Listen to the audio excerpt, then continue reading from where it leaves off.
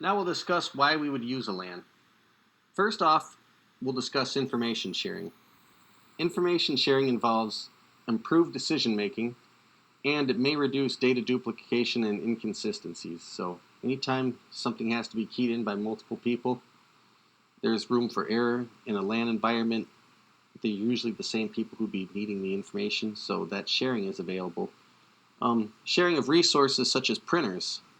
You can do that in a WAN, but I haven't seen it very often. So normally in a localized area, sharing printers is important, and sharing other types of devices like fax machines, like photocopiers that send scans to your individual machines, that's something that a LAN is useful for. Software sharing. Some software is purchased on a per-seat basis and it resides on a server. So when you need to run this software, running it from a LAN makes it so you can have fewer licenses and thus reduced costs. So it also simplifies maintenance and upgrades. And lastly, we'll discuss device management, and that is software updates and configuration changes are much easier to make in a smaller, more consolidated LAN type environment. So those are the 4 bullet points discussing why we would use a LAN. Thank you.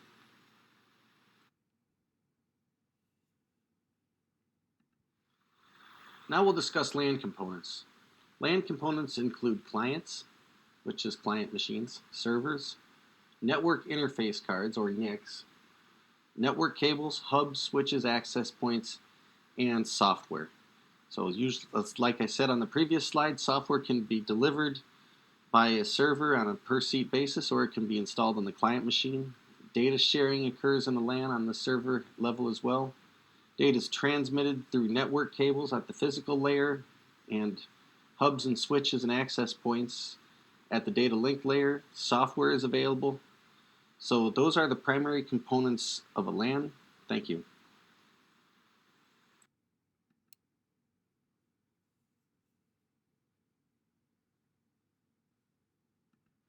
Now we're going to discuss LAN components in a little bit more detail, starting with clients.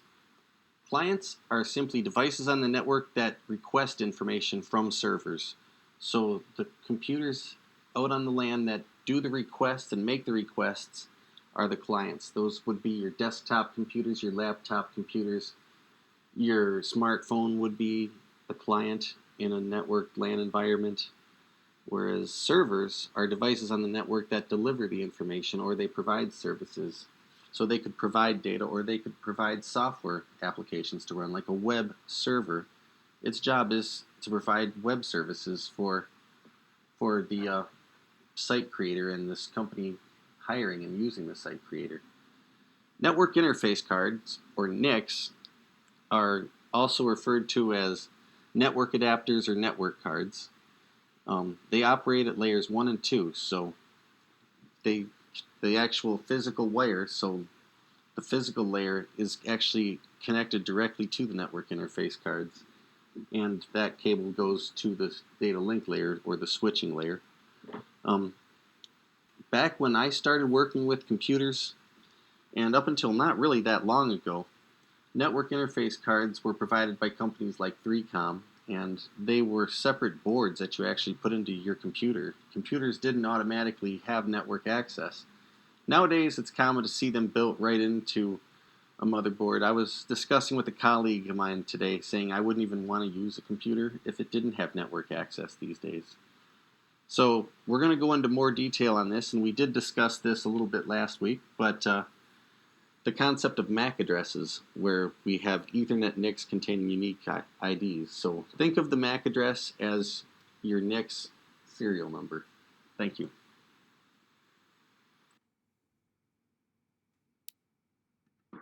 And I also just wanted to add that network interface cards also can be wireless. So a wireless network adapter, it's also a NIC. It also works between layers 1 and 2 and operates at both layers. Remember, radiated media is also considered to be part of the physical layer. Thanks. Just wanted to make sure we understood that. Thank you.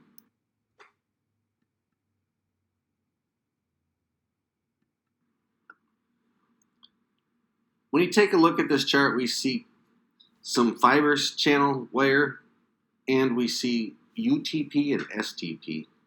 So what does that mean?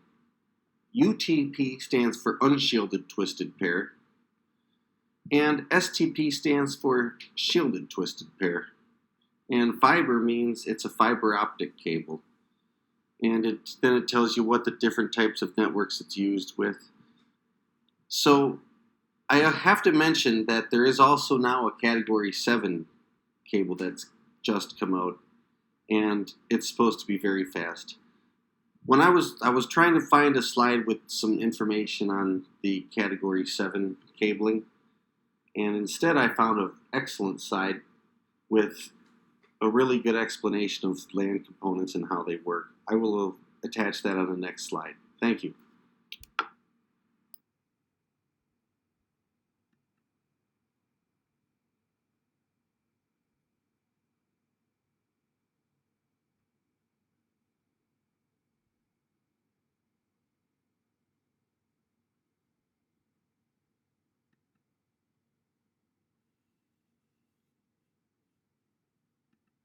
Now we'll discuss hubs and switches. Most likely we'll discuss switches because hubs are pretty bad these days, and you shouldn't see too many of them around. Linking cables from different devices sometimes involves more than one type of cabling, and networks can be all types of hybrids. When hubs and switches are involved, or when switches are involved, it involves electricity. The fact that you have the ability to plug in a switch to an electrical signal will give the signal a little bit of extra strength, and it'll act as a repeater. And it reconstructs and strengthens the signal. So understand those concepts as they relate to hubs and switches, or like I said, switches. Thank you.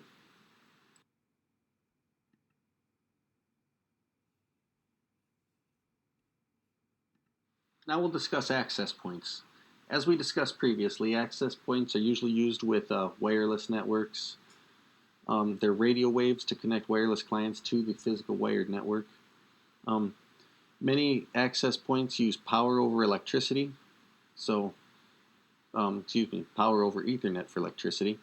So that's using your actual internet wire to provide the current to the access point. No external power is needed, kind of similar to an old land phone. If you remember, you'd have a power outage and your phone would still work. And the power flows through unused twisted pair wires. It is also used on some IP cameras and some IP phones. Thank you.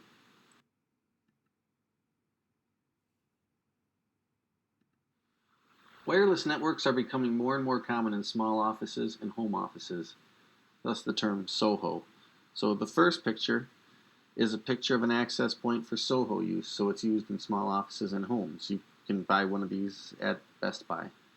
On the right, you have a power over Ethernet access point, and it usually has a connection going into a switch to the Ethernet cable. It usually is providing power for the access point through the Ethernet, as we discussed.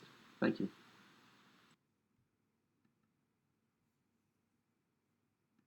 Now we'll talk about the software as a component of a LAN.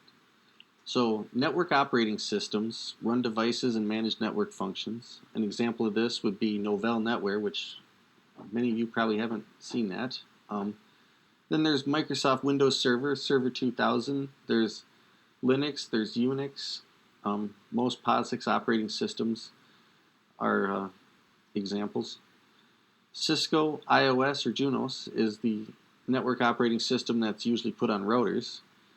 And client devices typically have network software components included with them. For example, with Windows, TCP/IP is included with it. It's included with Mac OS 10. It's included with Linux. That's already installed. It's already part of the system. Otherwise, your basic network and internet functions would not be possible. So they allow clients to view and access available network resources.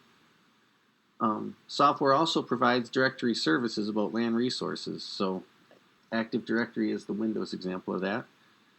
Network profiles specify resources that devices and users can access. Example of that would be the Windows roaming profile. Albertus has that. If I log into any computer on campus, I immediately have access to my files.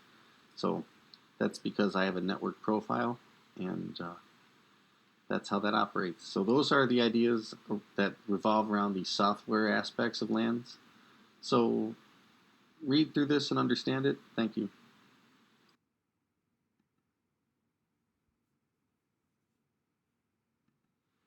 All right, as we discussed in Chapter 1, the standards developed by the Institute of Electrical and Electronics Engineers. They've developed and maintained the IEEE 802.3 standards, which really is the wired Ethernet standard that exists at layer 2, but it also requires the physical layer, or layer 1, to meet its requirements.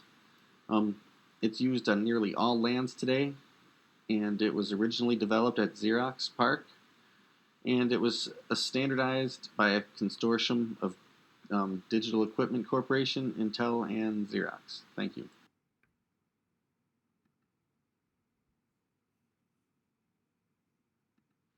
Now in the wired Ethernet, we'll discuss topology, which is the basic geographic layout of the network. There's two types, logical and physical. The physical actually is how the network is set up and installed, and logical is how the network has been conceptualized, or how it's been perceived and laid out. And like I said, physical is how it's actually installed. Thank you.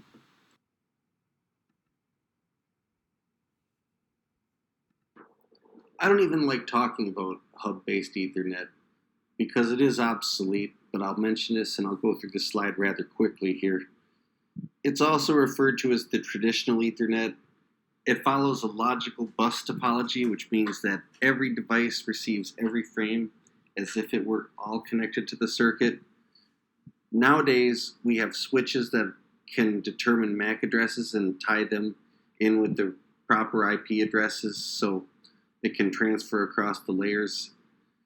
But to send the same message to all the machines and hope that it finds the right one, that's not a good system. And I'll read the last bullet point. A hub is a multi-port repeater. Thank you. I don't even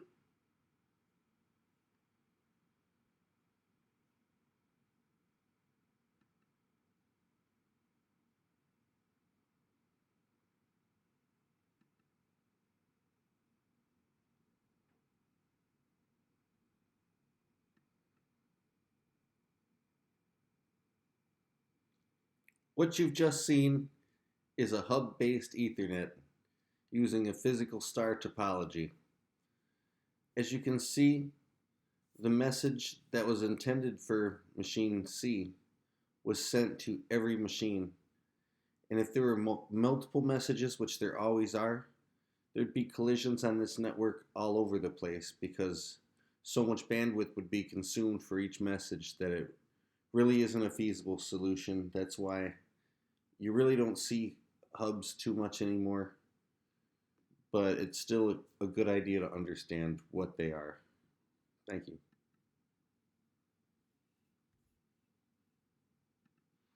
Now we're going to discuss switch-based Ethernet, which is really how everything is done these days. Most networks are switch-based. They follow a star topology, meaning that only the destination receives the actual frame that was sent to them. The switch reads the destination address, which is going to be the MAC address, which comes from the network interface. So the switch is intelligent. It'll learn the serial number of the network interface, if you will, and it will be able to route based on those numbers. So an IP will be tied to a physical address, and that is how a switch will operate and send a message. So it's very similar to a routing table, but they're called MAC address tables within the switch. They can be logical or physical star topologies. Physical is an actual layout of a star topology, where logical is a conceptual sort of concept. And switching breaks up collisions within your domain. So hubs don't, and that's a big difference. Thank you. This here is a switch-based Ethernet. There are MAC addresses which the switch learns. Thank you.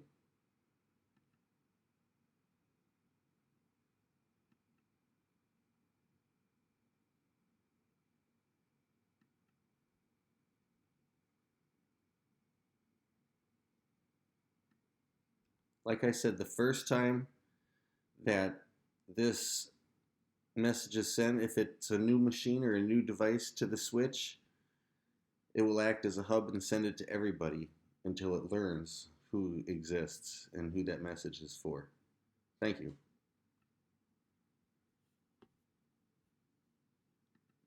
In this slide, we'll discuss switch operation as it pertains to a wired Ethernet. As I said previously, switches learn the MAC addresses as they're associated with each interface and each device by reading the source address on the frame.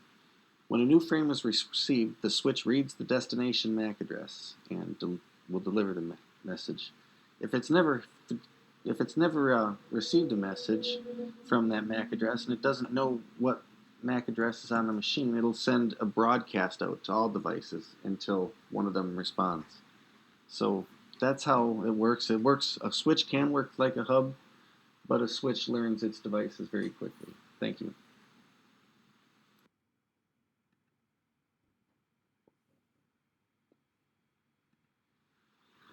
This switch-based Ethernet diagram and table shows how MAC addresses are associated with ports on a switch. So once a frame is sent with the MAC address information, the switch will be able to direct it by port based on its MAC address. Thank you.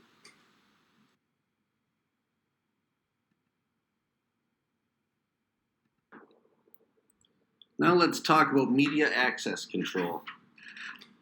So wireless Ethernet uses contention-based techniques called carrier sense multiple access with collision detection. I know that's a mouthful. So CSMACD. And what that involves is CS is the carrier sense. That's where the device listens to determine if another computer is transmitting and only transmit when no other computer is transmitting. And multiple access, many devices have access to transmit on the network medium. And collision detection. So collisions occur when multiple devices transmit simultaneously.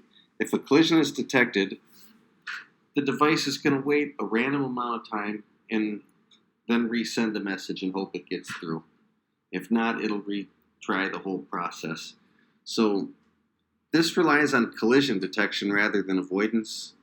And remember from our previous chapters that contention-based is not a rules-based technique. It's first come, first serve. So think about that intersection with no rules. That's contention. Thank you.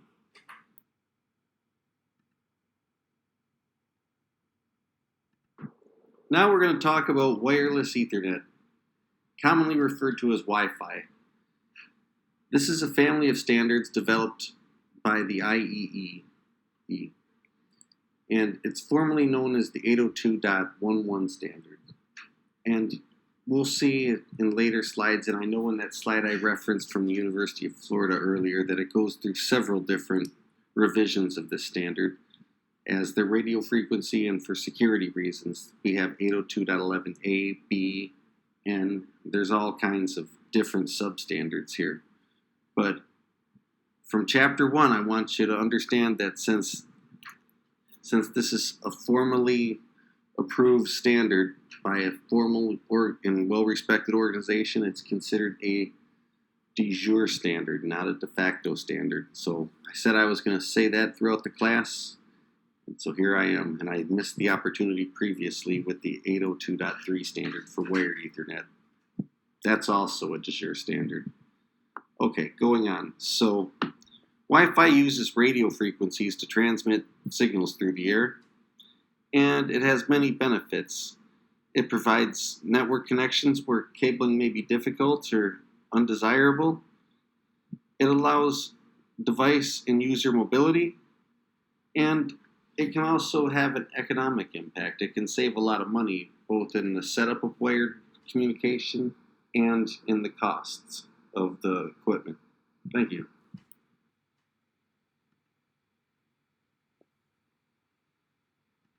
Now we'll discuss the components of wireless Ethernet. First, we have the access points. They can have two different types of antennas. To the right of this slide, we have a picture of a wave-can antenna, which is a directional antenna. It focuses on a specific direction, where an omnidirectional antenna looks around at the circumference of the antenna, and it finds signals within its circumference. It's important to remember that an access point is not the same thing as a router, and that association with an access point can be active or passive. In an active association, your network interface card is going to send out active probes on all channels and all signals that it can, looking for an access point to connect to. So that's an active scan, when your network card is actively sending probes out, looking specifically for access points. Where passive will wait to receive a beacon signal from the access point, and then the connection is initiated. So that is the difference between active and passive scanning. And the other component to discuss is the wireless network interface. So that's important to remember as well. That's the actual network interface on the device as opposed to the access point. Thank you.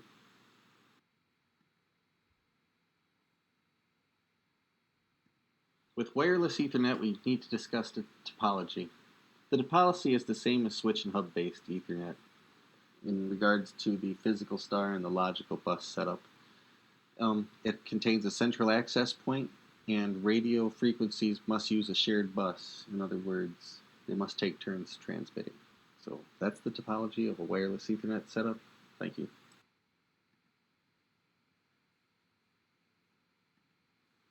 Now we'll continue our discussion with wireless Ethernet, and we'll discuss Wi-Fi devices transmitting and receiving within frequency ranges. In the United States, there are two frequency ranges. There's the 2.4 gigahertz range and the 5 gigahertz range. And there are some specifics associated with each of those ranges. And larger frequency range has a higher potential for bandwidth. Higher frequency has greater attenuation or shorter range. And overlapping channels should be minimized as much as possible. Thank you.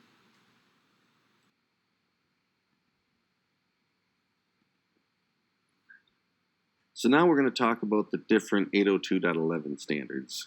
Remember, these are de jure standards because they're designated by a governing or industry organization.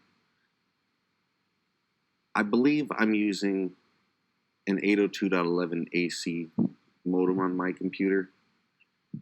That's obsolete now as well. In case you haven't heard, back in May I believe it was last May, they determined that all of the different types of Wi-Fi's have been hacked now, or are hackable, so it's important to keep up with this. Maybe it might be a good idea for some of you, and me myself included, to contact my cable provider and have my cable modem updated. Thanks.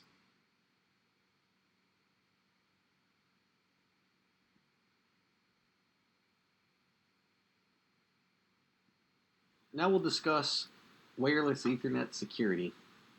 So security is very important for the WLANs because they're very easy to discover. I'm sure all of you have wireless networks set up in your house, and when you try and add a new device, you can see all of your neighbors' wireless networks as well. Personally, I call my wireless network at home the death virus because I think it keeps people away. Does it? I don't know. One of the older security protocols was the WEP protocol, or the wired equivalency privacy, and it's insecure and easy to bypass. So if you have a wireless access point that engages in the WEP security protocol, I would not stick with it. WPA2 is the current recommended standard, and it's part of the 802.11i standards. And then there's MAC address filtering. With MAC address filtering, at your wireless access point, you can prevent certain MAC addresses from obtaining access. People who you know have MAC addresses on their machines where they do bad things, or where they're sending, maybe they've been hacked, they're sending all kinds of extra frames and packets out onto the network. So you have the ability to filter out a device based on its MAC address. Thank you.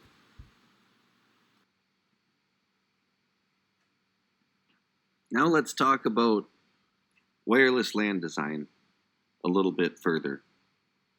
So the current best practice is to use wired LANs for the primary network and wireless networks as an overlay. That's what we do at Albertus. It's also important to pick the fastest stable, and I do emphasize the word stable technology, cost permitting. You don't necessarily want to be the leader in deployment of the latest and greatest patches and versions. It's best to let a little bit of time, not too much because you don't want to be obsolete, but it's best to let a couple months go by before you implement a new technology, just in case there are major problems that need to be hammered out, and those could be security problems, so that's really important to consider. The physical wireless LAN design can be more challenging than a typical LAN because you need to have a solid and full coverage area. I know that Albertus tried really hard a few years ago to put in a really, really effective wireless network where everyone would be using it, and it turns out a couple years ago they started receiving complaints, oh, I don't have a very good signal here, I don't have a very good signal there.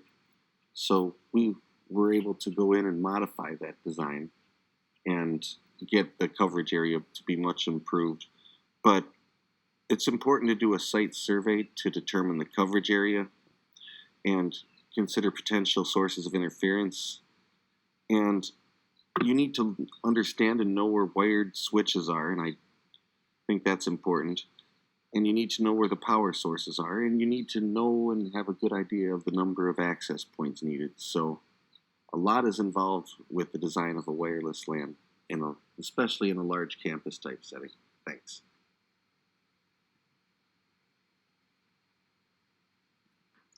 This diagram here is useful because it shows, primarily it gives you the numbers which represent the different wireless channels.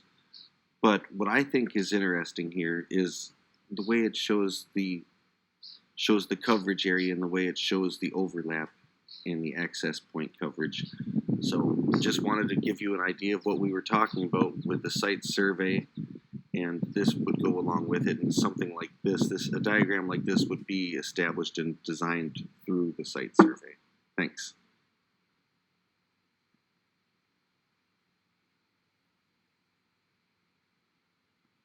LANs may have many, many different requirements. Your LAN may be responsible for distributing large amounts of information, whether it be over a web application or whether it be through some sort of a database. Oftentimes load balancers are required to distribute the load amongst various machines in order to make this network perform more efficiently. The common load balancer is an F5 load balancer. Loads can be distributed, saying that server A receives the first 5 packets, server B receives the second 5, and so on in increments of 5, where that number can be calculated and determined by the system admin.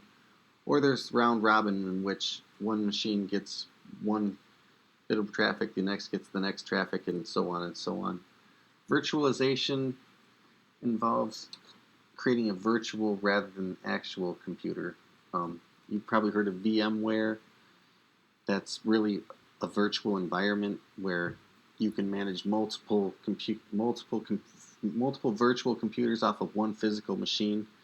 So storage is shared. Oftentimes the power is definitely shared, and CPUs are shared on the same backbone a lot of times in a virtual server. Security is also a major concern, and there's all kinds of security and backup software that's associated with a LAN. And the SAN, or the storage area network, is also a very important piece. Just think of that as a large central disk drive rather than a large file server. So oftentimes virtual servers and SANs are used together. So that's some very interesting concepts, and that's really a quick general explanation. But keep in mind that lands have very different requirements and very, very different types of technologies. Thank you.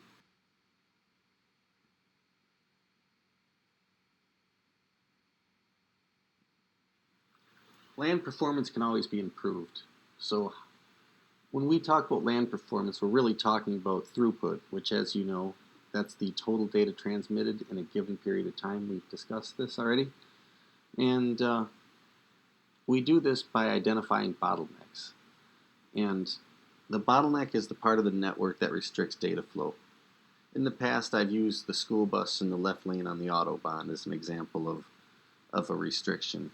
And LAN is only as good as its slowest part.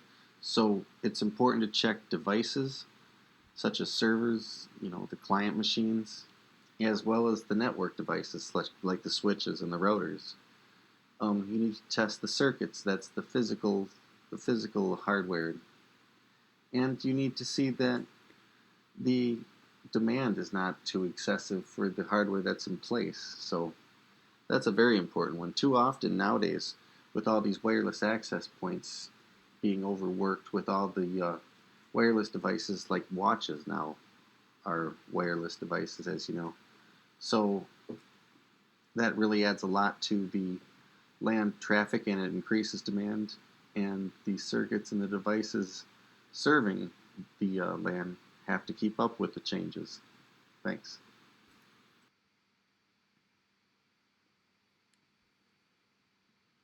Now we'll go into a little bit more detail involving improving LAN performance with devices and circuits. So maybe if there's too much traffic and throughput is too great for the current setup, maybe upgrading the server is enough. Maybe upgrading software, hardware, adding some CPUs, adding a little bit of memory to it.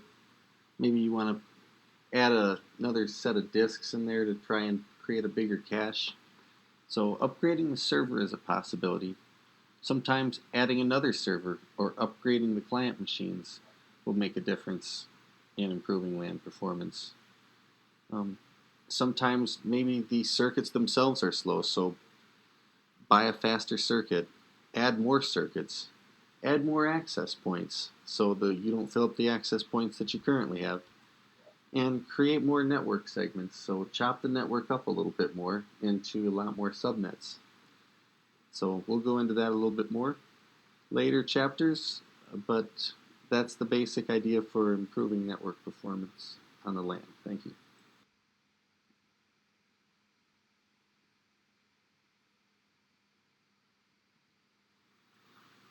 Here we'll discuss the concept of network segmentation here. We discussed this briefly earlier. This is the idea of creating more subnets within the LAN. And if you just click on this picture, you'll see the diagram which illustrates an example of network segmentation. Thank you.